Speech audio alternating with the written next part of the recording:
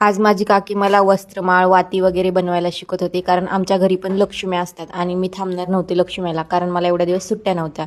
तर मग मला वस्त्रमाळ तर काही जमली नाही, पण वात मस्त जमली वळायला.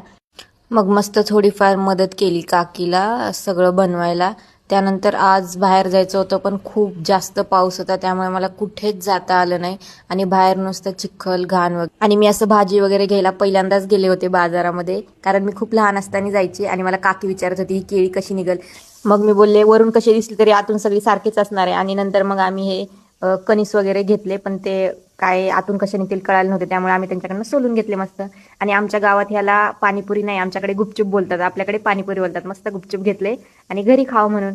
नंतर मग आता लक्ष्मी येणार होत्या, तर मस्त रांगोळी वगैरे घेतली. आणि हा असा चिवडा फक्त गावाकडेच भेटतो, असं आपल्या शहरामध्ये वगैरे नाही भेटत. मग आम्ही मस्त घरी आलो आणि घेतले खायला गुपचूप.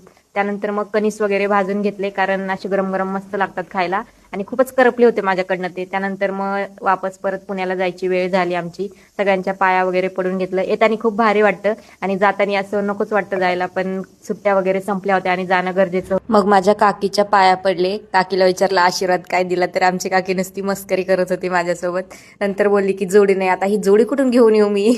नंतर सगळ्यांना बाय बाय केलं आणि निघाले. नंतर बसमध्ये बसले. तर भेटूया नेक्स्ट ब्लॉगमध्ये. Bye bye.